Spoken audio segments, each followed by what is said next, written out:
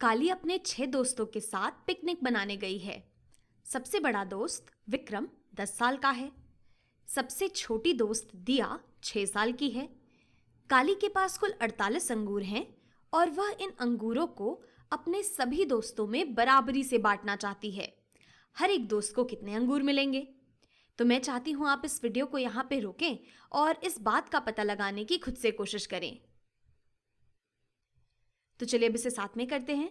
हमें दे रखा है कि काली के पास हैं कुल 48 अंगूर और वो इन 48 अंगूरों को बराबरी से अपने 6 दोस्तों में बांटना चाहती है।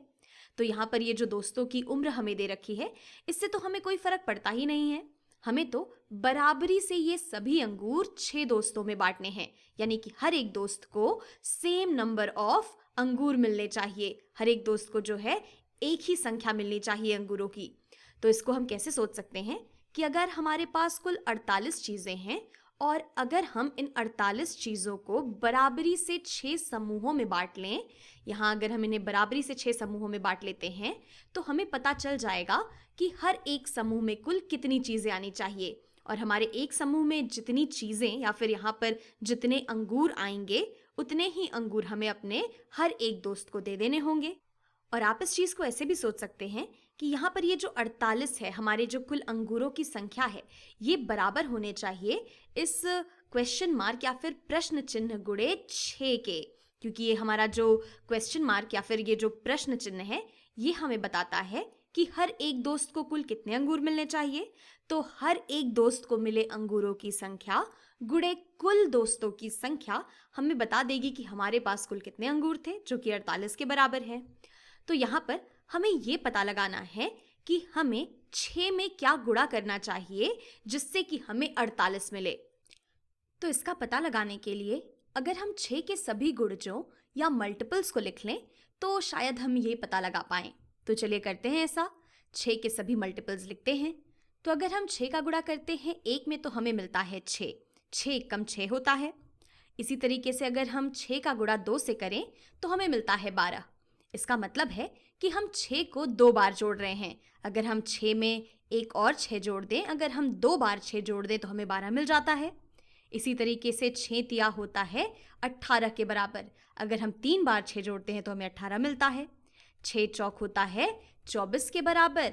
6 पचे होता है 30 के बराबर इसी तरह से।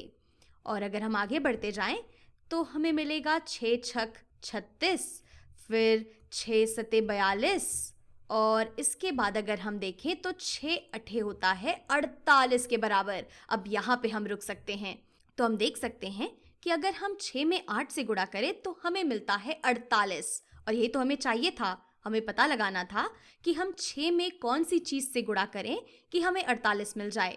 एक बात ध्यान दीजिएगा कि अगर हम यहाँ पर 8 गुणे 6 भी करते तो भी हमें 48 ही मिलता। यानी कि अगर हमारा ये जो प्रश्न चिन्ह है ये बाद में आता, अगर हम इसे इस तरह से लिख देते कि हमारे पास है 6 गुणे ये प्रश्न चिन्ह, तो ये दोनों बातें आपस में बिल्कुल बराबर थीं।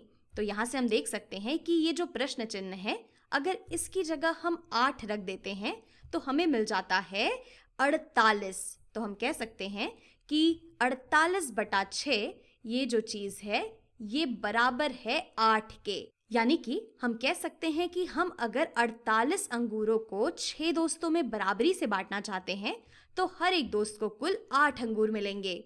तो ये सब बातें तो ठीक हैं, लेकिन इस बात को और अच्छे से समझने के लिए चलिए देख लेते हैं कि क्या हम इन 48 समूहों को बराबरी से 6 दोस्तों में बांट सकते हैं जिससे कि हर एक दोस्त को 8 अंगूर मिले।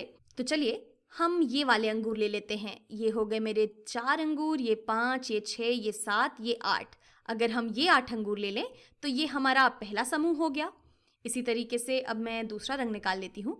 अगर हम 1 2 3 4 5 6 7 8, अगर हम इन 8 अंगूरों को ले लें तो ये हमारा दूसरा समूह हो गया अंगूरों का।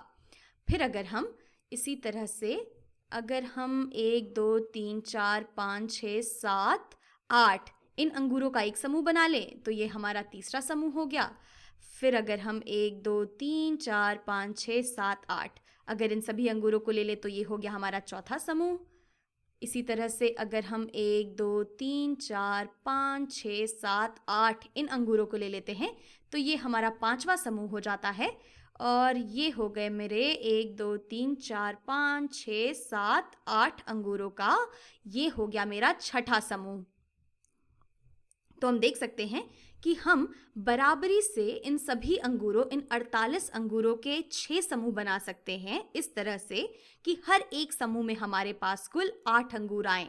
और अगर हर एक समूह एक दोस्त उठा लेता है यहाँ से, तो सभी को बराबर अंगूर मिल जाएंगे। यानी कि हम कह सकते हैं कि अगर हम 48 को 6 बराबर समूहों में बांटते हैं, तो हमारे पास हर एक समूह में कुल 8 चीजें आती हैं।